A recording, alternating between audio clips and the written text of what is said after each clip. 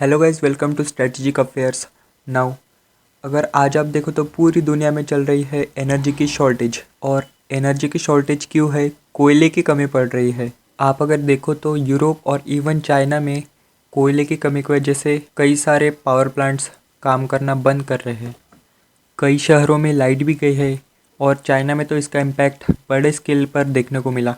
China के कई शहरों में कई दिनों तक लाइट भी नहीं थी और सरकार ने चाइनीज़ लोगों को ये कहा कि पानी भी गर्म करने के लिए इलेक्ट्रिसिटी का यूज़ ना करें, क्योंकि पूरे चाइना में कोल की पड़ रही है शॉर्टेज। अब यहाँ पर आप कहोगे कि कोयले की वजह से ग्लोबल एनर्जी शॉर्टेज। हम लोग आज के समय nuclear power, wind energy, solar energy in पर शिफ्ट नहीं हो गए।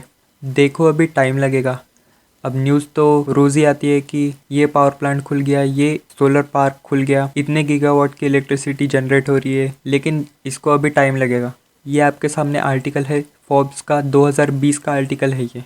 देखो अभी इसमें क्या लिखा है। फॉसिल फ्यूल से आज भी दुनिया की 84% इलेक्ट्रिसिटी जनरेट हो रही है। और यहाँ पर जब हम बात करते हैं फॉसिल फ्यूल्स की, तो हम बात करते हैं ऑयल की, नेचुरल गैस की और कोयले की। इससे 83% बिजली आज भी बनती है दुनिया में। सोलर, न्यूक्लियर और जो ये हाइड्रो इलेक्ट्रिक पावर है, इसका स्कोप अभी भी आज भी कम है। और जो फॉसिल फ्यूल्स है उसमें आप देखो कि जो ऑयल के प्राइसेस है वो अभी लगातार बढ़ते जा रहे हैं। और अभी कोयले की शॉर्टेज की वजह से कोयले के भी प्राइसेस बढ़ने लगे हैं। क्रूड ऑयल आपको पता होगा $80 के ऊपर जा चुका है।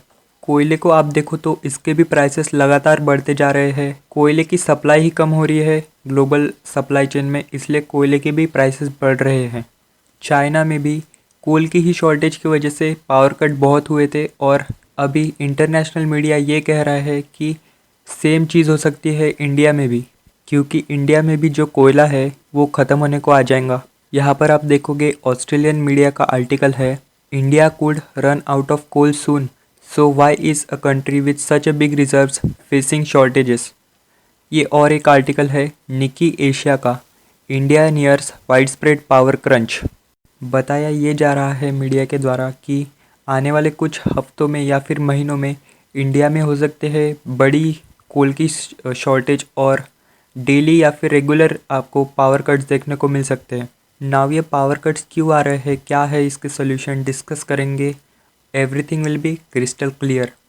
नाउ जब से कोयले की कमी ने चाइना को बुरी तरह से हिट किया है, उनकी सरकार अचानक से यहाँ पर जागी है और आज की डेट में चाइना सेंट्रल एशियन कंट्रीज से बहुत ही बड़े स्केल पर कोल इंपोर्ट कर रहा है और मुंह मांगी कीमत भी दे रहा है। नाउ अभी जो भी कंट्री कह रही है कि हमको इतने टन के इतने डॉलर चाहिए, चाइना कह रहा है कि लाओ दिए, मगर अभी के लिए कोल लेके आओ। इन्होंने अपने बैंक्स को भी कह दिया है कि कोल इंपोर्ट करने के लिए अलग से फंड्स बनाओ, बस कोल को इंपोर्ट करने के लिए, क्योंकि कोल की कमतरता चाइना में ज़्यादा होगी तो इनकी फैक्ट्रीज बंद हो सकती है और इनकी इकोनॉमी को बहुत बड़ा नुकसान झेलना पड़ सकता है और चाइनीज़ इकोनॉमी को ये लोग बैलेंस भी नहीं कर पाएंगे। नाउ अगर आप यूरोप का देखोगे तो ये ब्लूमबर्ग का आर्टिकल है, जर्मनी में भी बड़े स्केल पर कोल की कमतरता हो रही है और वहाँ पर भी एक पावर प्लांट बंद हो चुका है और जो आसपास के टाउन्स और शहर है उनको बड़े स्केल पर एनर्जी क्राइसिस फेस करना पड़ा। और भारत में सिचुएशन क्या है? हमारे देश के पावर मिनिस्टर आर.के. सिंह ने एक ही शब्द में कह दिया, coal shortage beyond usual, situation touch and go. Coal की जो हमें कमी देखने को मिल रही है वो आज के पहले कभी देखने को भी नहीं मिली।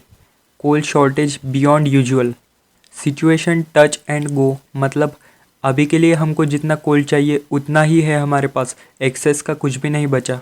कोल के रिजर्व्स बस 4 दिन के पड़े हैं हमारे पास। ये देख के लग रहा है कि आने वाले कुछ महीनों में प्रॉब्लम्स आ सकते हैं। आप यहाँ देखोगे नेक्स्ट 5 to 6 मंथ्स, आने वाले 5 से 6 महीनों में प्रॉब्लम्स देख सकती है। अभी एक बात अच्छी है कि जो गर्मी के महीने होते हैं वो बीत चुके हो और जो आने वाले कुछ महीने हैं वो ठंड वाले हैं, तो लोगों को ज़्यादा परेशानी झेलनी नहीं पड़ेंगी। अगर यही शॉर्टेज समर सीज़न में होता तो लोगों के बुरे हाल हो जाते। मगर यहाँ पर आप ये पूछोगे कि जो ये ग्लोबल शॉर्टेज पड़ रही है कोल की, इसका रीज़न क्या है? रीज़न आपको बताऊँगा, मगर ये जानना आपके लिए बहुत ज़रूरी है कि जो ग्लोबली कोल की शॉर्टेज पड़ रही है इसका इम्पैक्ट किन 2 देशों पे पड़ने वाला है। देखिए इसका आंसर बहुत ही सिंपल है। अभी मैं वेबसाइट पे हूँ IEA इंटरनेशनल एनर्जी एसोसिएशन। इसके हेडक्वार्टर्स आपको मिलेंगे फ्रांस की कैपिटल पेरिस में। यहाँ पर आप देख पाओगे global coal consumption of various countries. China दुनिया का 56% कोयला है अकेले ही कंज्यूम कर लेता है, इसलिए भी वहाँ पर सिचुएशन रिसेंटली बहुत ज़्यादा ख़राब हो गई थी। उसके अलावा अगर आप देखो तो भारत सिर्फ 11%। जी हाँ, इंडिया में एनर्जी कंजम्पशन चाइना के मुकाबले बहुत बहुत बहुत ज़्यादा कम है, इवन दो आबादी के हिसाब से ऑलमोस्ट सेम ही है। उसके बाद आसियान देश आपको दिखेंगे, USA भी दिखेंगे आपको, मगर उनका सिर्फ 6% है। इसका मतलब ये है कि कोयले की शॉर्टेज का सबसे ज़्यादा इम्पैक्ट दो देशों पर होगा, वो है चाइना और इंडिया।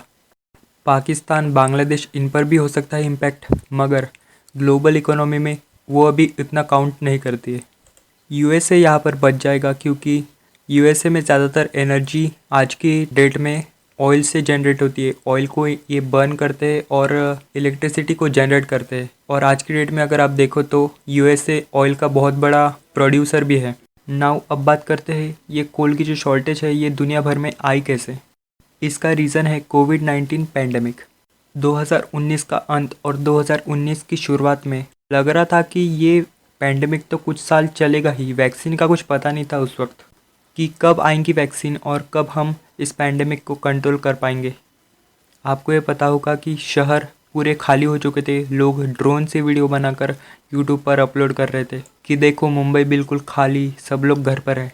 न्यूयॉर्क बिल्कुल खाली, वॉशिंगटन बिल्कुल खाली हो चुका है। क्या हो गया था कि दुनिया भर की जो कोल की डिमांड थी ना, वो ऑटोमेटिकली ही कम हो गई थी क्योंकि जो भी फैक्ट्रीज थी वहाँ पर कोल की कंजम्पशन ही नहीं हो रही थी। जितने भी स्टील की फैक्ट्रीज थी वो शट डाउन हो चुके थे और दुनिया भर में जो इंडस्ट्रियल यूज़ था कोयले का वो बहुत ज़्यादा कम हो चुका था। और उस टाइम क्या हुआ कि बहुत सारी जो कोल प्रोड्यूस करने वाली कंपनीज है उन्होंने ये सोचा कि ये पैंडमिक तो आने वाले 4-5 साल तो जाएगा ही नहीं, तो कोल की डिमांड भी बढ़ेंगे नहीं। उस वजह से इन्होंने कोल का प्रोडक्शन कम कर दिया और यहाँ पर आ गई प्रॉब्लम।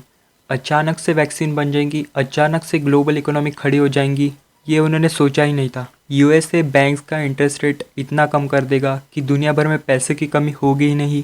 कंपनीज भी अभी लोन ले लेके दुनिया भर में इंडस्ट्रीज अचानक से खड़ी हो जाएंगी, किसी ने भी ये एक्सपेक्ट नहीं किया था। अभी कोविड-19 की वजह से जो ग्लोबल कोल की डिमांड 2019-20 में कम हो चुकी थी वो अभी वापस से बढ़ रही है।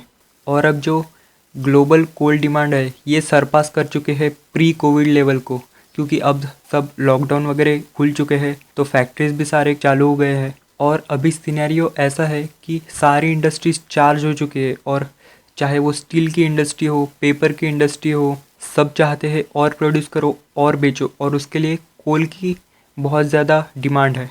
2020 में जितनी भी कमी गिर गई थी वो इसी साल 2021 में हम पूरा करेंगे। और पहले एक टाइम पर फाइनेंस की भी कमी होती थी, अब फाइनेंस की भी कमी नहीं है। और बैंक्स के इंटरेस्ट रेट्स इतने कम हो चुके हैं कि जो बड़े बड़े फैक्ट्रीज़ है, फैक्ट्रीज़ के ओनर्स है, वो लोन लेकर अपना प्रोडक्शन स्केल अप कर रहे हैं। और इस चक्कर में कोयले की जो डिमांड है वो बहुत ज़्यादा बढ़ चुकी है।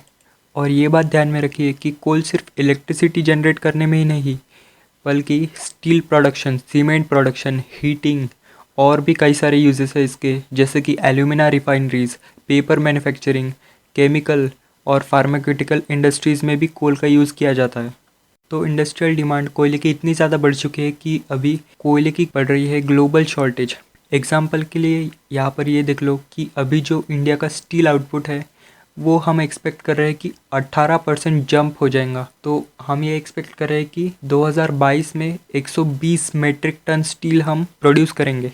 तो अभी आप बोलोगे कि जी हाँ ठीक है, कोयले की शॉर्टेज है, लेकिन इसका सोल्यूशन क्या है। देखिए, इमीडिएट बेसिस पे एक सोल्यूशन है जियोपॉलिटिकल गेम खेलना, और जो कि इंडिया ने खेलना स्टार्ट कर चुका है। जियोपॉलिटिकल गेम यहाँ पर यह है कि देखो, ऑस्ट्रेलिया एक बहुत ही बड़ा प्रोड्यूसर है कोयले का।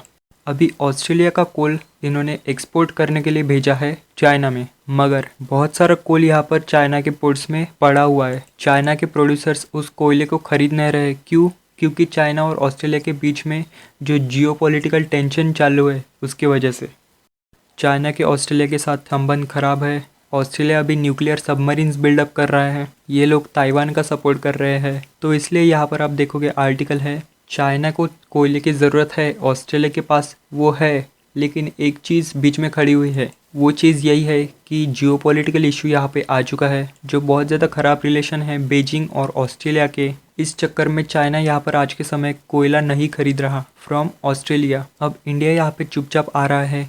इंडिया ने सस्ते दाम पर जो चाइनीज़ पोर्ट्स पर कोयला पड़ा हुआ है वो सस्ते दाम पर खरीदना शुरू कर चुका है। ये मिल रहा है हमको काफ़ी डिस्काउंटेड रेट पर, $12 से लेके $15 प्रति टन।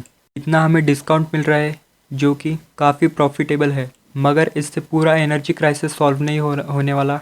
इससे कुछ हद तक एनर्जी क्राइसिस सॉल्व हो जाएगा, मगर डेफिनेटली आने वाले कुछ महीनों में पावर कट तो डेफिनेटली देखने को मिलेंगे। वो कितने घंटे के होंगे वो देखना पड़ेगा, लेकिन पावर कट्स आने वाले हैं आने वाले कुछ महीनों में। और ये बात तो बिल्कुल क्लियर है कि आने वाले कुछ महीनों में हमें कोल की मेजर शॉर्टेज देखने को मिल सकती है, और उसी वजह से हमें पावर कट्स भी फ्रीक्वेंट देखने को मिल सकते हैं। और इसी नोट के साथ ये है वीडियो का अंत। God bless you all.